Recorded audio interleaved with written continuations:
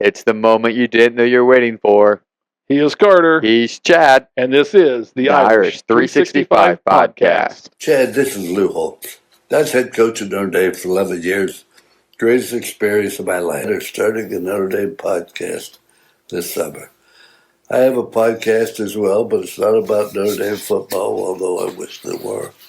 But congratulations on your success. And it would be nice if I could be on your podcast, but my schedule is so hectic. But anything that has to do with Notre Dame, I'm all for it. God bless you. Go Irish.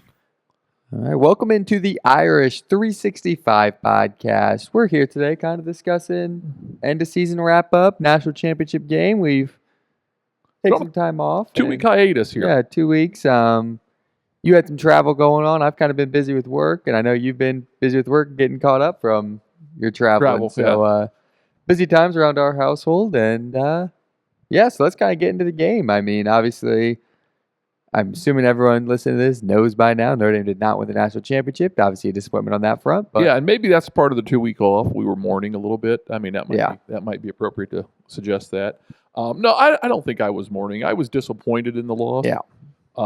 But I also was realist knowing that we were going against a very good Ohio State team. Yeah, Ohio State was a team that I think what we thought Georgia was earlier in the year, that team you didn't want to play. I mean, and then as you got towards this playoff, that was like, okay, that's the team right there you don't want to play. Yeah, right? Ohio State was hot at the right time.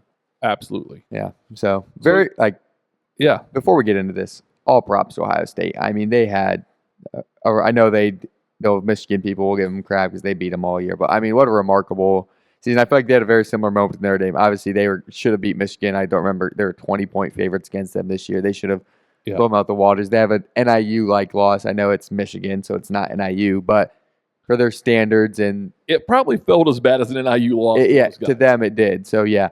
I mean, just for both programs, I think such low points in the season for fan bases. And I know Notre Dame and Ohio State fans are overreacting right after because that's what we do as fans, right? Like, there's people calling for the coach to be fired, different quarterbacks, all this, all that.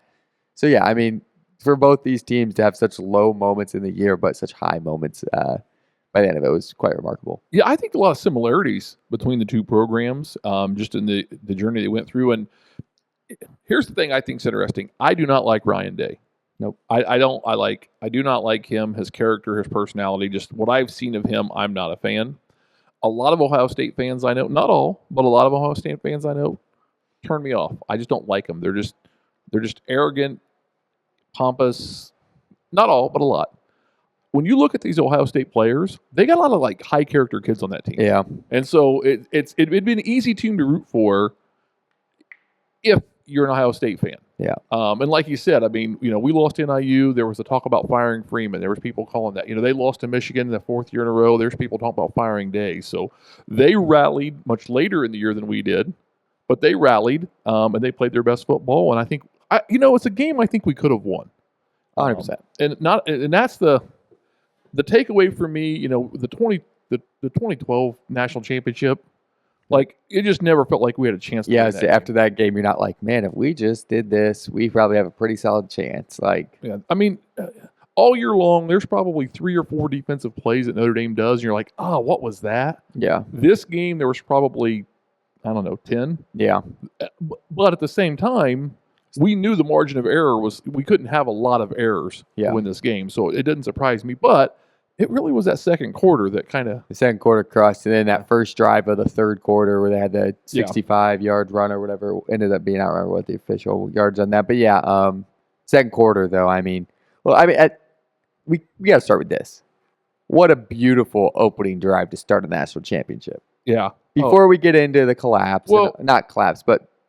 A tough second quarter. Let's go back. Let's go back just a second here, I guess. Yeah. Let's just step all the way back. We didn't get to this game. The first game of the year we didn't make it to. Yep. And it's tough. All right. So could we have gone to the game at $1,500, $2,000, $4,000? Yeah, we could have gone to the game, but it just didn't make sense. I had committed to a vacation with your mother. Her birthday was Sunday the 19th.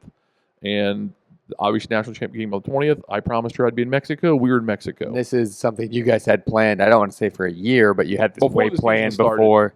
season started before I believe we made these plans to do this trip. Yes. This converse. So long story short, a group of friends all had something to celebrate first quarter this year. 50th birthdays, not your mom's. She's not 50 yet. She did celebrate a 29th birthday. I won't say what anniversary. Yep. Of the 29th birthday she celebrated.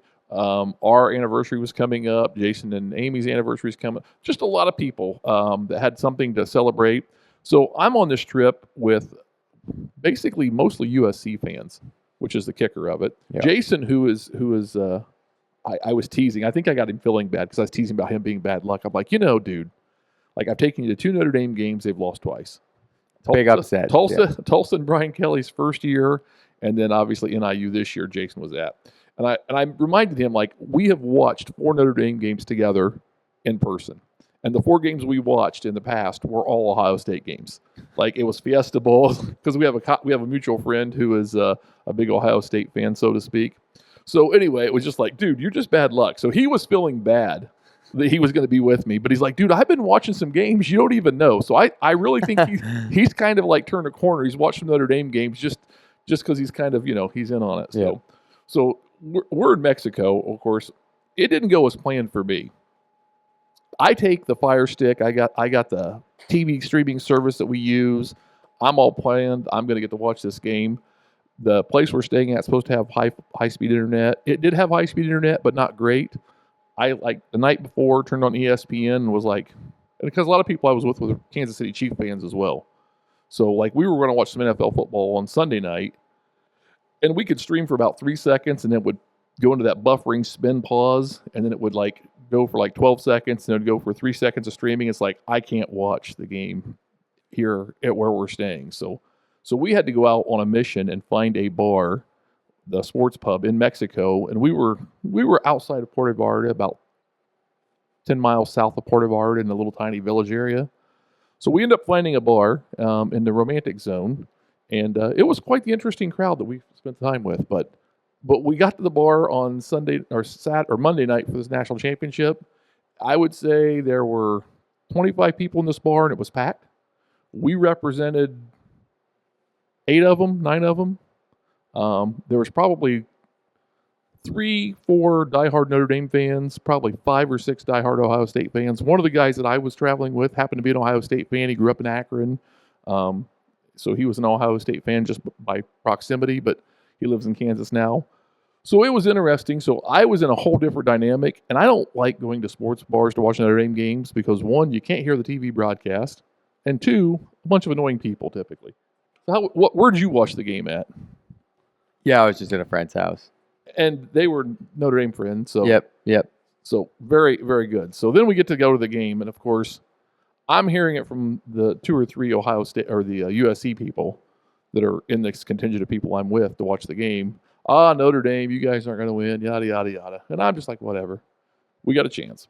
Then we go to that opening drive. Yeah. And I'm like, oh, yeah. Let's roll. Yeah. Great opening drive, well scripted. I mean, you couldn't ask for a better start to that game. I mean, convert 2 4th downs on that drive? Or at least one. Riley Leonard's running. I mean, the only thing complaining about that drive is how exhausted he looks by the end of it. Yeah, I mean, it was 9 minutes off the clock, like scripted 9:40 something, almost 10 minutes, 18 plays, something ridiculous. It just looked like we were out physically, like more physical than them. Everything you could ask for in an opening drive, except at the end where Riley Leonard just looks like he was exhausted. Oh my gosh. Yeah. I mean, it's game 15, 16. Like, yeah. Both teams have played a crap ton of games all year.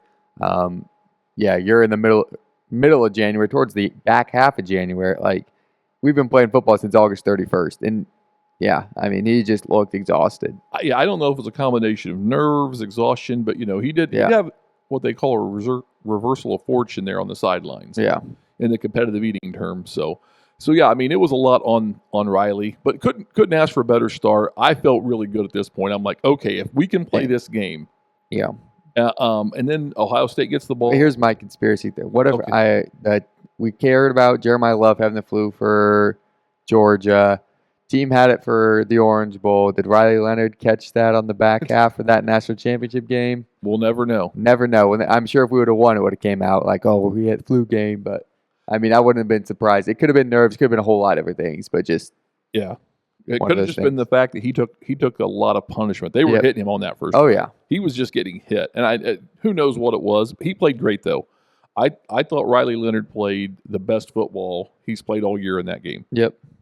Unfortunately, Ohio State played the best football they played all year in that game as well. Yeah. And so, they had the great, 3 drives in a row, 4 drives in a row. We couldn't stop them. Yeah. I mean, their offense was on. Our defense couldn't get a stop, which is so unusual for this Notre Dame defense. They performed all year, just couldn't get off the field. It felt like on the national championship. Yeah, game. we had a couple of errors that kept them on the field, just sloppy, uncharacteristic sloppy. And I know a lot of people have said, "Oh, Al Golden's head was somewhere else. He was thinking about the NFL." Not true. I don't buy one bit of that. I think that guy focused and locked in.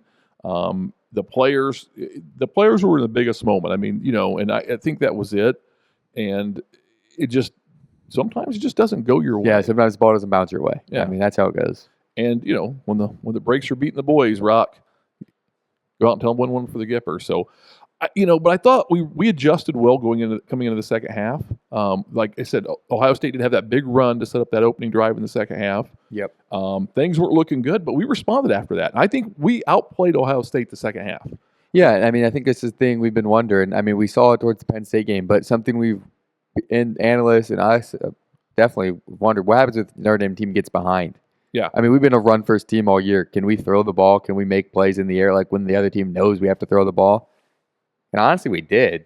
Yeah. That was against a very good Ohio State secondary. I mean, people are saying Ohio State's secondary is better than ours coming in. I'm still not on that bandwagon. I'm biased. I know all that stuff. But, I mean, Greathouse. I mean, what a last 2 games he had, huh? Yeah, he played great in the championship game. So, do you know who was the leading receiver in that national championship game?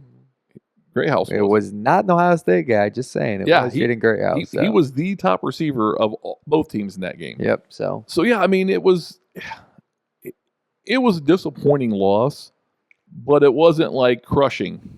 Yeah. Like we didn't. I mean, I know there's people who aren't Notre Dame fans. They're going to be like, "Oh, you lost." But I think there's a lot more people who are not Notre Dame fans. They're going to be like, "You know what? You played better than I expected." And that final score was respectable. And my only complaint about the whole thing is I still don't understand what we were thinking. I mean, we come in and we made a couple of 4th down conversions like to start the game in that first drive. Yeah. We were supposed to lose by 14 points according to every national pundit, it seemed like, on television. Yeah. So we should have been playing with house money. We should have been playing loose. And I don't think we were quite playing as loose as we should have been. But it's understandable in that big moment. But you normally just settle in, and maybe we just settled in late in that fourth quarter. But I still don't, I'd love to ask Marcus Freeman the question and get a real answer, because the answer he gave was kind of political. But why in that fourth quarter, when you're down 16, why'd you try and kick that field goal? I mean, even if Mitch would have made it, that's the one he doinked. Yeah. Even if he made it, you're still down like 13. You're still down 2 scores. So I would have liked to seen us. I would like to seen us go for it. Yeah. And just keep that ball rolling. Pin them back deep, try and stop them again, or get that first down, keep momentum going. Yeah. But coulda, woulda, shoulda. I felt like that was probably the situation where I felt when we went to kick that field goal, I felt like Marcus blinked. Like, that was the only point. Yeah. He was staring down the Ohio State team like, we're going to come back. And I felt like we blinked. We flinched a little bit, and it's like, no, that's not good for us. So anyway. Another point, though, I've got is it sucks because we lost this game, because those 2-point conversion plays, both of them that we had, were beautiful. Yes. I mean, yeah. Like, they want to go down in like college football history. It's like, if we come back and tie that game into overtime, those 2-point plays are probably some of the most iconic plays, because they were 2 great ones we called. So Notre Dame folklore for sure. Yeah. So it was disappointing that we let Ohio State get that big second quarter and start the second half strong, and then we found our footing and played really well, like I said, third and fourth. It was a much higher scoring game than I anticipated, for sure. I did not think any team would be over 20, and here they are, both over 20. Which we said, if this game does go higher scoring, it does favor Ohio State. Yep. Obviously, I think everyone could have recognized. Like, if Notre Dame was going to win that game, it had to be low scoring, but it didn't happen. And and again, being the Notre Dame biased, fan I am, even in that second quarter, and I got text messages to prove it where people are texting me, your team's getting their butt kicked, because we talk about this. Yeah. You get the text when your team's losing. You never get the text when your team's winning. I'm like, guys, it's not looking good, but we got a chance. We're not out of it yet. It's not looking good, but I still got faith. And I did. I never lost faith in this team. And when they started coming back in the third quarter and started playing that fourth quarter, I'm like, we can pull this off. Yeah. We could pull this off. Now, I wasn't shocked that we didn't because of how bad the second quarter was. Yeah. But it is what it is. So, yeah, I mean, that was and that goes into the whole question, I guess. Anything else on the game specifically? It's been 2 weeks. Yeah, I mean, nothing crazy on the game. I think we hit most of the big points, big talking points. Disappointment, but yeah, there's definitely a different foot. And that was 11 when that national championship happened in 2012. Yep. Or 13, I guess it technically was. But that one just was like gut-wrenching because it was like, man, we did not even belong on that. Like after the game, like, do we even belong here? Like all that stuff. Where this one was like, it hurt in a different way, but it's like, oh my goodness, we're so close. Now, I think one of my it made it, I know you said maybe this didn't hurt as much, but for me, it was like, man, I know this Notre Dame team's getting better. I trust Coach Freeman, but it's like, it is not easy making a national championship. No. You got to win three difficult games to get to that chance and then win the fourth. And yeah, our teams, I think, are going to be getting better as the year goes on. And we have all offseason to get into next year and all that stuff. But it's just like, even if we've got better teams in years forward, it's not a guarantee to make that game. Yeah, you want to win it. You want to win it now. Yeah, you've got the chance to win it this year. So I think that's where it sucks so much because I think our teams are going to continue getting better the more Freeman's there and whatnot. But just like, you got to have balls bounce your way. You got to have you got to get a flag here and there. I mean, we had flags go against us, but sort of like we got stuff in our favor. Yeah. So yeah, it's just like, it's not just being the best football team. You got to have some luck go your way. And I think that's one of the heart-wrenching things. Like, this team did seem like the stuff going their way and got to that chance to win it all and then just fell up short. So that made it difficult just because you never know when you're going to get back. Because, yeah, I think we're going to have better teams in the years front, but everyone else is going to get better as well, I think. I mean, going into this season, we felt this was a team that could go undefeated. Like, legitimately felt like this team could go undefeated. But I don't think either one of us was like, this team is going to the national championship. Yeah, I think that look at our schedule, we definitely thought we'd go undefeated. But I think, yeah, we probably win the first round home matchup, then see what happens at that New Year's Six Bowl. I think as both of our takes would have been. I don't think I can remember from our first podcast, yeah, this team should be here, should be winning. Like, we think we beat A&M, we think we can run the table. And we did everything but NIU, which I don't think anyone on a microphone would have projected or anyone without a microphone would have projected. So I'm not going to say we were right because we weren't, but we did project the season out pretty solid. And I don't think either of us preseason would have had us, especially you got to remember coming back to August. Riley Leonard didn't have spring ball. Riley Leonard didn't have a bunch of reps at Notre Dame. He didn't have a bunch of reps with the receivers. And yeah, looking back, maybe that's why we were struggled so much early on the receiving because it did improve a lot throughout the year. Yeah. And like going into the season, I think about like, okay, Jagasol got injured. Okay, we're losing a lineman.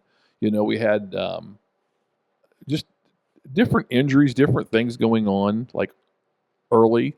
Jerron Payne, like he was supposed to be the guy this year, and like he didn't even play. He had an injury. Like, so Price got more playing time. And Price is a phenomenal back, but one of our better backs going into the season was Wall. So there was just so much of these different things going on. And, like you get midway through the season and you lose Benjamin Morris and just and just like Patello. Just player after player after player. And so if you would have told me the number of injuries we had at the beginning of the season, that like these are the guys that are going to not be available to you when you get to the end of the season, I'd have said we're lucky to win the first game of the. Hopefully, we're in the Pop-Tart Bowl, right? That's right. So here's the question I think that all Irish fans have had to struggle with over the last couple of weeks, and I think it's been an emotional roller coaster for Irish fans. One, the disappointment of losing the game. Yeah. And then all the announcements of the transfer portal and everything else. Yeah. And I don't think this question's really been answered in everybody's mind. Was this a successful season? I mean, It's disappointing to lose the national championship. Absolutely disappointed. I'm glad I was out of the country and away from people. I didn't get a lot of interaction with people who would be asking me about it otherwise until like the week after. But I had a chance to reflect, and it was kind of nice because the Tuesday after the game, there was an excursion that the group was going on, and your mom and I chose not to go on that with like two other couples that were with us, just because we didn't want to like be a part of the excursion. I just knew, like, good or bad, I didn't want to be stuck on a boat basically with a bunch of USC fans to taunt me all day about the Notre Dame game. But I got a chance to reflect on it, and I'm like, okay, I think it's a successful season. Yep. Disappointing end, but successful season. You feel the same way? Yeah, I think everyone outside the team facility is going to say successful season because they're going to say the cliche stuff. No, it's not. Like our goal here at Notre Dame is going to win a national championship every year, and I 100% understand that. But from a fan perspective, you can't say this season didn't meet or exceed expectations. Like we said, this team, I think, had the chance to run the table in the regular season. Didn't do that, but they made up for it by winning 2 New Year's Six bowl games or whatever you want to call them now. I mean, you go win the Sugar Bowl and the Orange Bowl against the Big Ten runner-up and the SEC champ. I mean, yeah, you beat the SEC champ in a bowl game. And that hasn't, since we haven't done that in my lifetime. So yeah, literally. So I mean, this season, as a fan, we have to 100% say it's success, no matter what. I mean, we didn't get blown out in the national championship. We proved on national TV 3 different times in the playoffs that we can win, and then lost to a better team. I mean, that's the end of the day. Yeah. I think you'd say this is unsuccessful if it was reversed. If we were 11-point favorites against Ohio State, and then we lost that game. But we weren't. No. We were 9.5-point dogs, or 8.5. It kept moving. But yeah. And a lot of people said 14 points. I mean, Vegas had us at, Now, so I think it's a successful season. I mean, we did well. And I think it sets us up, right? We'll have this conversation, but where's the standard at for Notre Dame going forward? Yeah. Like, what is the minimum that we expect Marcus Freeman to do? Like, Ohio State, you're expected to be like beat Michigan, win the Big Ten, and compete for national championship. Yeah. Right. Like, so I think the standard has been set for Freeman to compete for national championship. Now, not to win it, but to compete for it. Yep. And so, what does that mean? That means you've got to make the playoff year in and year out now. Yeah, I think if we don't make the playoff, it's. And I'd almost push it's got to be a home playoff game. Yeah, and I think you got to win your first playoff game.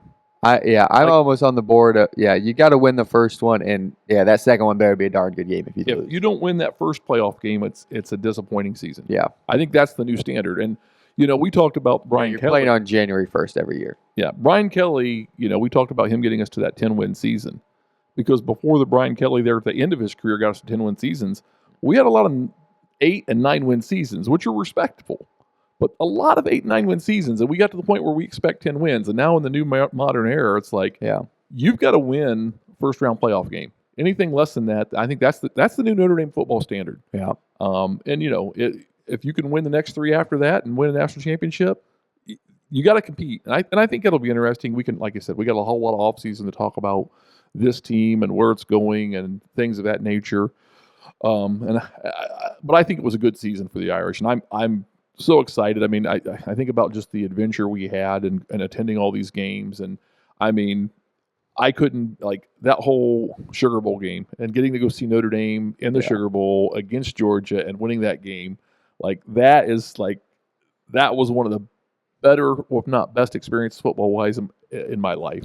Yeah, I think obviously way back before even the season started, we had this talk about what's the best Notre Dame games we've ever been to in our lifetime. And there's going to be a lot that are going to be up there on this list. Yeah. I mean, we've talked about, we went to Michigan 36-0 or 37-0. We were at Clemson a few years ago. We stormed the field at the BMO coming out party. I mean, I know you've had some big games before my time. Yep. But I mean, just so many memories on this year. And that Orange Bowl, I mean, the Sugar Bowl, as you just mentioned, which is incredible. Like the first New Year's Six Bowl in my life, obviously, is going to be way up there. Yep. Just everything around that game. I mean, that Orange Bowl, though, like, it was awesome. Yeah. I mean, you beat Penn State, beat Penn State and send yourself to a national championship. Like, I mean, the emotions after that game were incredible. Just like, wow, we're going to a national championship. Like, we just knocked off this great Penn State team. So yeah, and I think I gotta I want to put like the Sugar Bowl and the Orange Bowl like really high on my list and like toward the top, if not the top. Mm-hmm. And then it's like, okay, I need to step back and let it kind of sink in a little bit and like not get that recency bias to show up where it's like, okay, this is a recent thing, so it's the best thing ever. Yeah. But I think those are going to be 2 top 5 games attended for me. I mean, just the feelings like as a fan that those give you. And I mean, definitely the memory, especially like us after the Sugar Bowl. Like we were in New Orleans and we literally drove straight back to Indiana. Dude, I was so hyped after that game. Not even planned. I mean, the feelings, I don't know if we've talked about this on the podcast. We go into a Canes after the game, and we're the only Notre Dame fans people in there. A bunch of sad Georgia fans just sitting in there. I mean, just all those memories that come back. But the politest people. Yeah. Like, despite the fact they lost a game they thought they should have won, still the politest. Georgia fans, A&M fans were better. Yeah. But I'm not taking anything away from the Georgia fans. They were classic. So, yeah. I mean, there's definitely going to be a lot of memories. I mean, from this season all throughout. I mean, even the games that weren't necessarily as great at games as those, just so many memories, like the New York trip and the LA trip, going to USC for the first time. Yeah, I mean, yeah. So from a best game we've ever saw perspective, I don't think some of those games fall in there. Yeah. Although the USC game was really good the way it finished. Yeah. But I mean, definitely the best games we saw this year. I think Sugar Bowl, Orange Bowl have to be the two top games we saw. Yeah. And as much as I liked thrashing Purdue's third week of the year, Yeah. it doesn't fall into that category all time greatest games I've attended. Yeah. Now, one of the best home atmospheres, I think we'll both be up there with that IU game. I mean, Notre Dame Stadium was rocking. That was That wasn't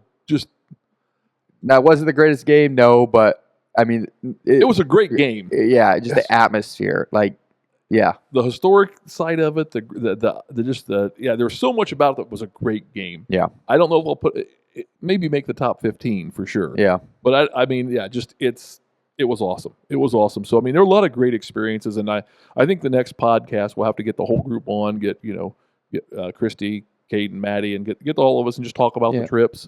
We'll break down the season. Break down the season a little bit. Talk about our favorite things that we saw. Maybe we can do a blind ranking again, kind of like how we opened up. So, yeah, it kind of talks about, like, the podcast here and kind of where we're at going forward, because that's a question a lot of people have asked me. Like, well, what are you going to talk about? It's like, well, football never sleeps. No. I mean, we were having this conversation today. Like, yes, this season went long and January 20th, and yes, it's been 2 weeks, but we're already sitting here in February. And we're looking at this and, like, we've got February, March, and spring ball back in April, huh? And, there's a whole lot of questions. And I think, when we start talking spring ball, and we'll come around to that, not on this episode, but who's the starting quarterback? Yeah. I mean, and right now Notre Dame's still in the flux situation, and this is the thing you have to, I think, a Notre Dame fan has to realize, and I've seen a lot of articles trying to bash Notre Dame. Oh, they've lost 3 starting linemen. It's like, yeah, but those guys weren't even starters at the beginning of the season, and we're going to be healthy, and, we've got a lot of talent coming in. I mean, Xavier Watts, Benjamin Morris are going to be 2 big losses on the defense. Yeah. I think Riley Leonard's going to be a loss on the offense. But, like, outside of those 3 players, I'm like, okay, yeah, Kaiser was a great defensive player. Yeah. Like Riley Mills, yes. Like, there's some guys. But we played the end of the year without him. Yeah. There's some guys we're going to lose, and I'm going to be like, yeah, it sucks that we're losing them. But, I mean, we played the second half of the year without Benjamin Morris. So, as great as I think he is, and as much as I love the kid, and I wished he was healthy for the second half of the season, this team showed they don't need him to be competitive. Yeah, like, the secondary didn't completely fall to pieces after he was gone. And, when you look at Schuler and how he came around, and Xavier Watts was actually kind of quiet the second half of the season. Not that he didn't play great. But from a safety, they stopped throwing his way. But, he made a lot of plays in the run game where he's not as many games in the pass game. And then you think about, like, little Urlacher, Kennedy Urlacher, and he's going to come in, and I think he's going to play safety. So, like, you look at all of it, and I think the only question we've got, Deion Colsey's transferring out. Yeah. I get it, because he's probably not going to be a starter. Yeah. But Jaden Thomas, I love Jaden Thomas. He's transferring out, but I get it. He's not going to be a starter. Like, those guys need to go get someplace they can play. But you look at what we've got coming in, and I think it's going to be interesting. I think it's a whole conversation we could spend 4 hours on who the starting quarterback is. And we've got the offseason to do so. But there's a lot of things to be excited about with this Notre Dame team going forward. And, people are upset about Al Golden leaving, and, that's a whole conversation. And I don't think it's as – do I want him to leave? No, I didn't want him to leave. Would I wish he'd have stayed? Yeah. But I don't think it's as detrimental as people think. Because a lot of what I'm understanding is Al Golden came in and ran Marcus Freeman's defense. He didn't change Marcus Freeman's defense. And what we've done is just continue Marcus Freeman's plan. And he just made a few tweaks to it and said, I'm going to call these plays at certain times because I've got this experience. Yeah. And so I think it'll be interesting because, we've got a new defensive coordinator now. Chris Ash has been announced. Yeah. I've seen some stuff that make me think he could be a really good defensive coordinator. I've seen some things that make me say I'm not sure. Yeah. So I'm going to have to just take the wait and see on that one. And I think something you always have to rely back on is whatever position the head coach came from, that you got to trust that side of the ball more than anything, because Marcus Freeman is a defensive coach at heart. Like, I'm not saying he should be spending every second in the defensive meetings, but that's why he's hiring this defensive coordinator, because he knows what he's going to run. He knows what he wants to run. Yeah, he knows what he's not hiring anyone that's going to come in and change up everything. Coach Freeman wants to keep things consistent because he knows how good his defense is. Yeah, Coach Freeman knows what he wants, and any interview, he made sure he got a defensive coordinator who's going to give him what he wants. So yeah.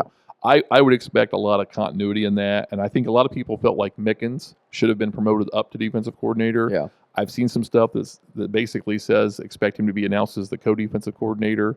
And I've thought about this as like, well, maybe Mickens isn't quite ready, or maybe Marcus went to him and said, "Listen, you're my man. You've done great, but if we fall off even a little bit after Al Golden leaves, people are going to call for your head and say you shouldn't have been promoted. Yada yada yada. Yeah. Let me bring in somebody who's experienced, make him the co." And if you look at Ash, like, he's 1 or 2 years is typically all he stays any place. Yeah. So maybe it's like, we'll bring him in, let him have a year here at Notre Dame. If he does successful, he'll probably bounce and go somewhere else, making you come and take over. Because it's easier to replace the guy that replaced the guy than it is to replace the guy. Yeah. I mean, Al Golden had us in the top five defense 2 years in a row. And if Mickens comes in and we're top 7, people might say, oh, the defense isn't as good. Yeah. Well, if we go top 7 with Ash, people say get rid of him and then move Mickens up. And if we're top 6, people are thrilled. Yeah.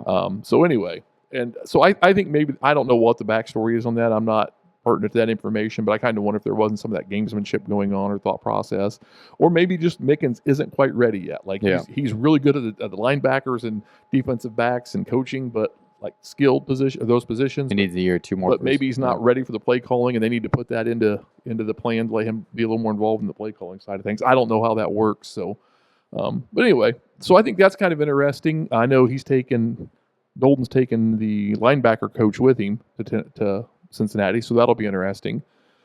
But I don't expect a big fall off defensively. No, I mean, so many young guys that just stepped up this year and showed depth. So, I mean, definitely feel good about it. And yeah, you've got Boubacar Traore coming back. You've got Young coming back. Yeah, I'm just saying, like, guys that are injured though. Botello coming back. I mean, and Botello, is going to be the Kaiser next year, I think. You know what I mean? Like, he's going to be good, but it's going to be more of a leadership role for him, in my opinion. See, I think this is interesting because I am so big on KVA. I think he's just such a freak athlete. And, it's hard to believe, like, oh, this was this kid's freshman year. And now he's probably sophomore, junior status, probably with all the games he played this year. Yeah. And then you look at Madden Faremo, who is an athletic freak. Yeah. Who just joined the team in December because he's not even allowed to play yet because he just joined in December. So I think Drake Bowen's going to find himself in more of that Kaiser role. As much as we like Drake Bowen, and we think he's surprisingly athletic. I don't know if you saw this, but he's not going to play baseball this year. Oh, is he really not? He's going to skip baseball. But as athletic as he is, he's still not as athletic as KVA, and I think Faremo may be more athletic. And it's like, but when you looked at Kaiser compared to Bowen, you're like, oh, Drake is more athletic than Kaiser. Yeah. Kaiser gets it done because he knows where to be, when to be. And Kaiser's no slouch of an athlete, but I think Drake's going to be the new Kaiser. Yeah. And Botello might as well. I just mean, he's obviously plays a different position. I just meant from the idea. Yeah. I think that was kind of interesting. It's like, how can you not be excited with what we've got coming back? I think offensively, it'll be interesting because we'll be in year 2 of the Denbrock offense. I think that's the tough part, and I think people forget about that. When you go through an offensive coordinator each year, I mean, we had Tommy Rees was multiple years, but he ran kind of this pro-style, heavy run offense. Didn't expect a lot from his quarterbacks. Then we went to Sam Hartman and Parker, and I think Parker underutilized Hartman tremendously. Denbrock came in, and I think Denbrock was hamstringed on getting the best out of Riley Leonard till late in the year because he didn't have time to work with him because of the injury. And I think that just makes it interesting when you say, where will Denbrock go? Like, one is the team's going to know the scheme. I mean, whether it's Angeli, it's Minchie, it's Carr. Yeah. Those 3 guys. We didn't pick any quarterback up in the portal. And I don't see us picking up someone in the spring unless it's for depth perspective. Like, that's the only way. Like, we're not going to go pick up a starter after spring ball. Yeah, but I don't even know if we will. No, I'm just saying if we do go to the portal and It'll pick up be- a quarterback, it won't be for starting because you don't want a starting quarterback coming in the end of April. No. So we're going to learn a whole lot about next year's team, just in a few months when spring ball starts. Mm-hmm. And I really hope coming out of spring ball, and I don't think we did this. Hartman, they didn't announce it was. They didn't say it with Hartman, but they should have said it with Hartman. We don't know who their starter is going to be. They made it look like it was an open position going into fall between Hartman and Jelly, No, Hartman and Buckner. or Hartman and Buckner, yeah. And then Buckner left. And then, after the spring game. But I really hope that coming out of the spring game, we have got a QB1 picked. And I again, we can have a whole conversation on that. I'm curious to see who it comes out to. And I got reasons to think there's multiple guys who could be that guy. Yeah, and I think it's one of those situations where everyone's going to have their reason, and a bunch of people not sitting there at practice every day. And I think everyone's going to have, depends what you want to do from the offensive standpoint, right? Yeah. And I think this is interesting because we've always talked about this in the past. The Notre Dame fan, QB2 is always the favorite, right? Everybody loves QB2, QB3. And I don't know how many times I've seen, Riley for Heisman. Riley's trash this season. Cracks me up. Yeah. I've seen a ton of people calling, for CJ Carr. Yeah.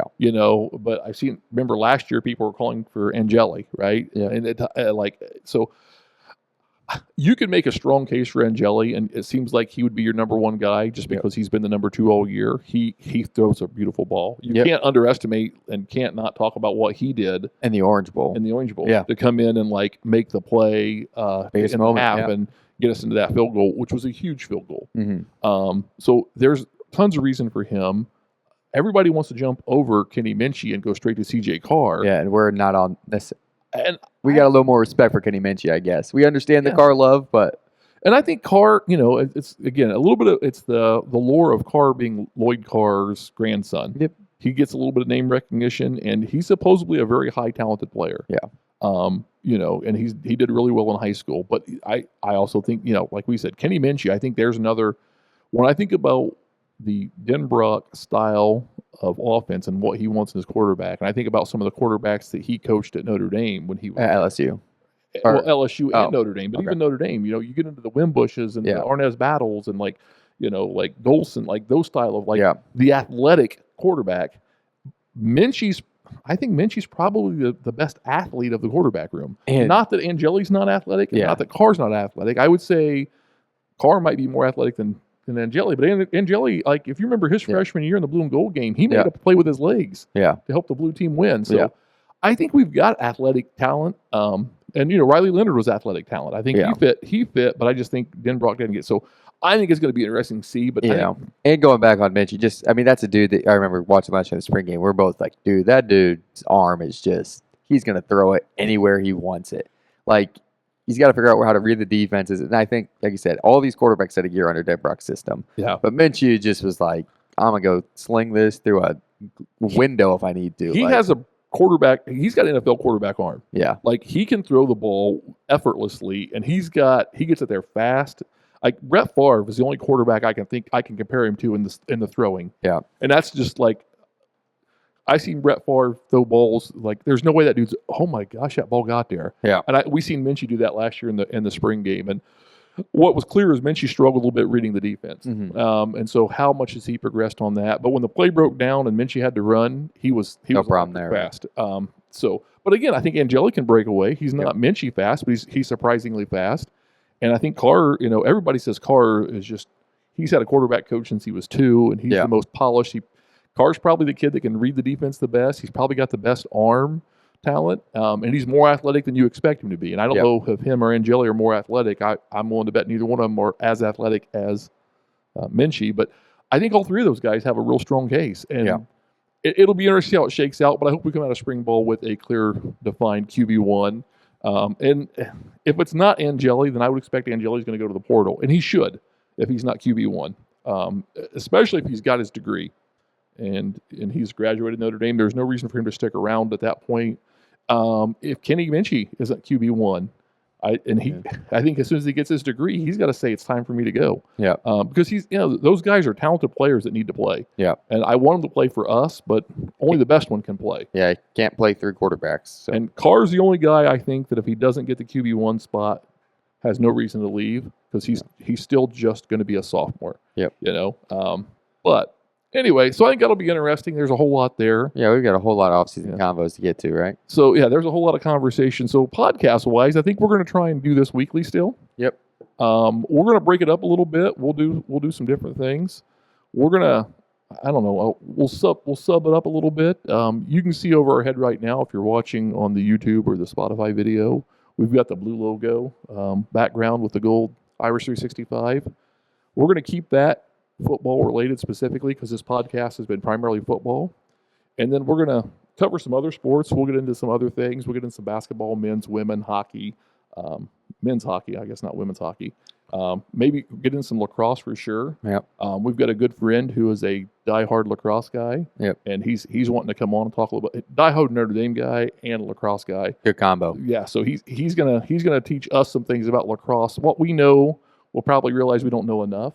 So he's going to come on. So when you see the Irish 365 logo with a green background, we're going to be talking other sports. Yep. And then we're gonna pick up some fan stuff.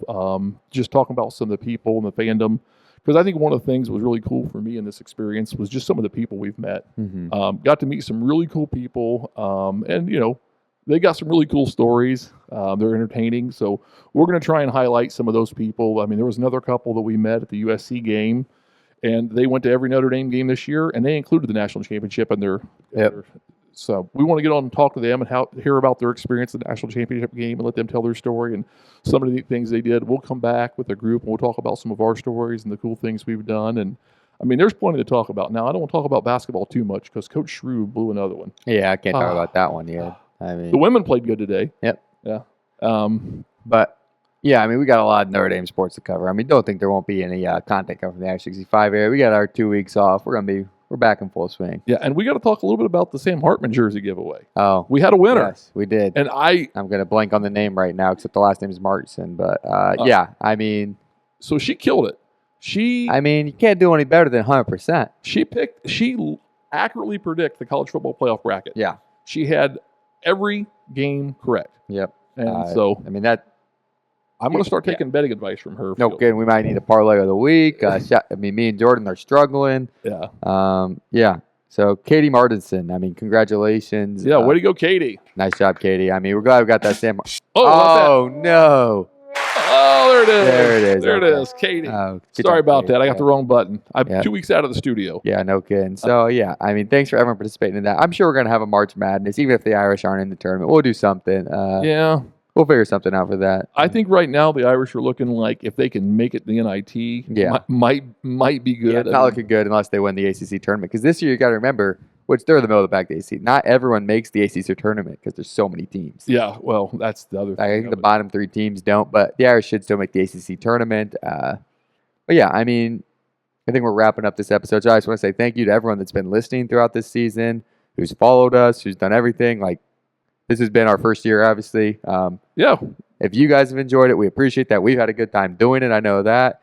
We didn't know what to expect. So I've had people DMing me on Instagram, asking me different stuff. It's been so much fun talking with Notre Dame fans. Yeah, no, absolutely. I think that's been kind of the surprise for me as well. When your mom said, let's go on this Notre Dame trip. And it was really kind of a, this will be a family memory to last a lifetime. Yeah. Absolutely. And memories is what makes life great, right? Yep. Those experiences. And then what I expected to go to a lot of games, enjoy the games, have a lot of fun. And I expected to have a lot of fun with the core group 5 of us that we're going to go on this journey together for the most part. But I was surprised just how much I've enjoyed getting to meet other people. I mean, some of the plane rides or at the games and talking to people, and so that's kind of where we want to highlight that a little bit. But it's been a pleasant surprise, and I people reaching out via social, people following the podcast. Some of those conversations, it's been cool. So if you've got some topics, things you'd like to hear, I'll even put this out there. If you're a diehard Notre Dame fan, or you got a diehard Notre Dame fan in your family that you'd like to have us talk to, and maybe put on one of these of these fandom episodes, let us know. We'll figure it out if we can get them worked into the mix. Yeah, definitely. Always want to hear from you guys. We appreciate it. I mean, you guys have been incredible this year. I mean, we did this and thought we might be the only people listening to it just for our memories. So, I mean, it's been a lot of fun. The idea was we'll have these videos on YouTube for family to go back and look at in 10 years. But to find, the tens of fans. Yeah. We joke about it, but I mean, I think when Carter and I talked about this, said, what do you think is, we quantify everything, we're somewhat competitive people. Yep. I mean, we're not aggressively competitive usually, but we're competitive. And so the conversation was, what do you think is success? Like, how many people, followers, and we had pretty low numbers, and I think we've exceeded both of our numbers for like what we would consider this to be successessful. So it's not that we're not media giants. I don't think we're not Joe Rogan, Pat Mack. It's never the goal. We're not New Heights. That's not what we're trying to do. We're not those kind of numbers. But we're over 100 followers on social. We got almost 50 subscribers. Had over 100 views on some videos. Regularly over 100 video subscribers on YouTube and views, not views. I should say views on YouTube, and Spotify's up there as well. Spotify listens and views. Yeah, so combining some of those, we had some decent numbers. And so we're not even tracking like the Apple podcast or the Amazon podcast. Yep. We don't even track. Like, we're really just looking at Spotify numbers and YouTube numbers because this is just for fun. But yeah, so there seems to be a lot more people engaged and enjoying the ride. So we're going to keep the ride going. Yep. We'll try and keep the content entertaining. And I mean, this is for us. This is typical. This is what we do. We sit around. We talk Notre Dame sports, football during the football season. We're glad that we're able to share it with the people that want to listen, and we're thankful that you're listening and you're tuning in. So shoot us your comments, questions, suggestions, ideas. And actually, we got enough followers on YouTube that if we ever get brave enough, we could go live. Good. We could go live. Might have to do it sometime. We may have to try that next year. Yeah, we talked about it, maybe doing it like a post-game show. Obviously, this year is really difficult with the travel. You can't go really live, and we didn't have media access or anything. But maybe we'll go live after some games next year. Yeah, I don't think we intend to go to all the away games next year. Yeah, I think we're talking about maybe hitting one. Yeah, we'll try and hit one away game next year for sure. Maybe some bowl games or and maybe the bowl game. I feel like if we make the national championship, I've got to be there. Yeah. And, one of the things we talked about before the beginning of the season, and if you guys follow this podcast, I'm terrible at betting. If I bet, I lose. I give Vegas money. I don't bet because I don't ever get it back. But there was a CFP opportunity for like $50 to get face value tickets. Face value tickets to the college football playoff. Back. Had we gotten an opportunity to buy face value or something close to them for the championship game, we would have gone. I would have been on a plane from Puerto Vallarta to Atlanta, and I would have gone to that game. I'd have been stuck in the ruckus of cold weather, and I'd have not got back to Mexico till probably Thursday. Yeah. But I'd have been there on Christy's birthday. Yep. And I'd have been back before the ride home, and she'd have been okay with it. She would have tolerated it. But anyway, I think that if they ever go back to national championship, we got to get to that game. I feel like there. Unfinished business that we didn't make it to that national championship. Yeah, we'll be there, huh? I'm going to figure out how to make sure that doesn't happen in 2025. Yep. 2025. Yep. 2026 national championship. We'll be in Miami. Miami. We had a good time. We dry runned it. Miami's good to us. Yep. Yeah. So, all right. Well, again, thank you for tuning in. We'll be in touch. Yep. God bless. Go Irish. We hope you enjoyed this episode of the Irish 365 podcast. You can find us wherever you get your podcast. We are on YouTube, X, Instagram, and Facebook. Just search for Irish 365 Pod. And you can always reach us at our email, irish365pod@gmail.com. Good night. And God bless.